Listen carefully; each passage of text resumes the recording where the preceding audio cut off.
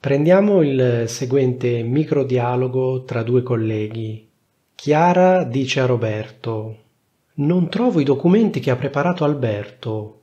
Sai dove li ha messi?» Messi in questo caso è il participio passato del verbo mettere, non è il nome di un calciatore. Roberto in realtà non sa dove siano i documenti che ha preparato Alberto, però ha un'idea. Quale tempo verbale può usare per fare una supposizione? E fai attenzione che ho detto supposizione e non supposta. La supposta è un'altra cosa, è una cosa che si mette... Vabbè, lasciamo perdere dove si mette la supposta. Comunque ti dico 4 varianti e devi scegliere quelle corrette. La prima variante è: secondo me li ha lasciati nell'altro ufficio. La seconda variante è: li lascerà nell'altro ufficio. La terza variante è: li avrà lasciati nell'altro ufficio. E da ultimo, forse li lasciasse nell'altro ufficio. Quindi in sostanza abbiamo una variante con il passato prossimo, li ha lasciati. Una variante con il futuro semplice, li lascerà. Una variante con il futuro anteriore, li avrà lasciati.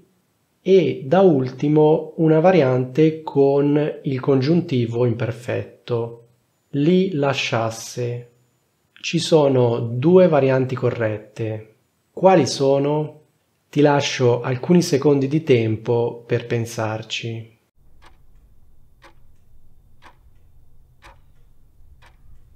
Le varianti corrette sono la prima e la terza. Quindi la frase con il passato prossimo, li ha lasciati, e la frase con il futuro anteriore, li avrà lasciati. Se uno usa il passato prossimo deve specificare necessariamente secondo me, altrimenti sembra che stia dicendo una cosa certa. Con il futuro anteriore invece non è necessario, perché comunque è chiaro che questa è una supposizione. Il futuro anteriore infatti può essere usato per fare supposizioni che riguardano il passato. In termini tecnici questo si chiama futuro suppositivo. I madrelingua italiani effettivamente usano molto spesso il futuro anteriore in questo modo. Se l'italiano non è la tua prima lingua e l'hai imparato come lingua straniera, questo modo di usare il futuro ti potrebbe sembrare strano o assurdo, perché di fatto il futuro viene usato per fare un'ipotesi che riguarda il passato.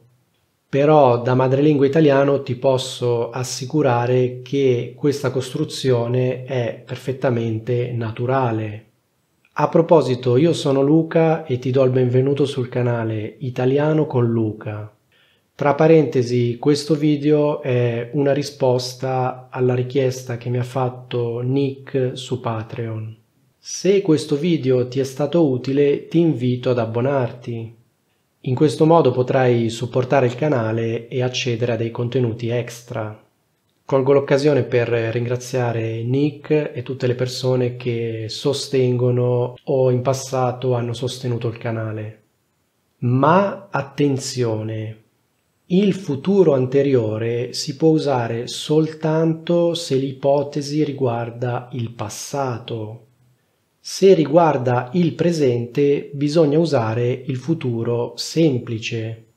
Ti faccio subito un esempio. Confrontiamo i 2 casi seguenti. Dove lavora Goku? Non lo so, lavorerà in banca. Dove ha lavorato Goku? Non lo so, avrà lavorato in banca. Come vedi, nel primo caso la persona ha usato il futuro semplice lavorerà perché l'ipotesi riguarda il presente. La domanda infatti era dove lavora adesso. Cosa significa lavorerà in banca? Significa, secondo me, lavora in banca. Quindi mi raccomando, in questo caso il futuro non va interpretato come futuro vero e proprio. Nel secondo caso, invece, la persona ha usato il futuro anteriore, avrà lavorato, perché comunque stiamo parlando del passato. La domanda, infatti, era dove ha lavorato, non dove lavora.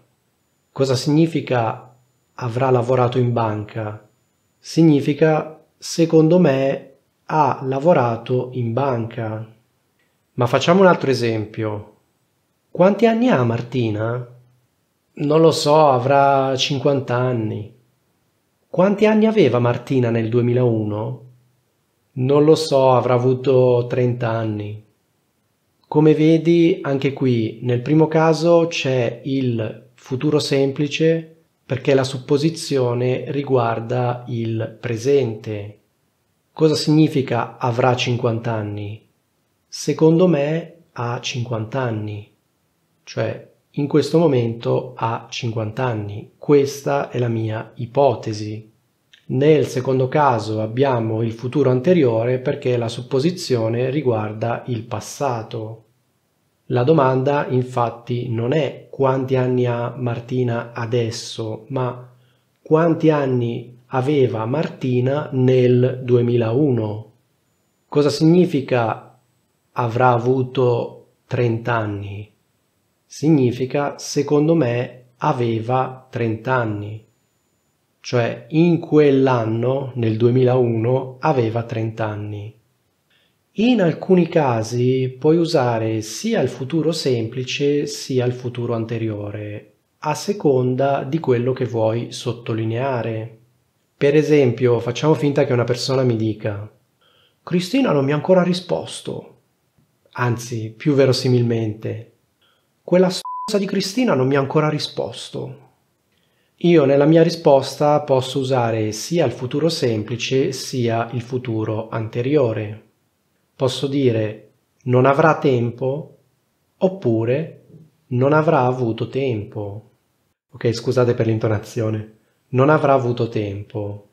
Non avrà avuto tempo.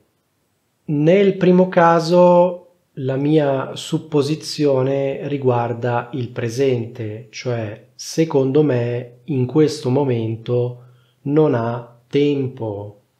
Nel secondo caso invece la mia supposizione riguarda il passato, cioè secondo me finora non ha avuto tempo. Se questo video ti è stato utile, ti invito ad abbonarti. In questo modo potrai supportare il canale e accedere a dei contenuti extra. Puoi abbonarti su Patreon oppure direttamente su YouTube cliccando sul pulsante Join. Qui ti lascio una scheda. Magari le istruzioni le metto anche nella descrizione del video e nei commenti.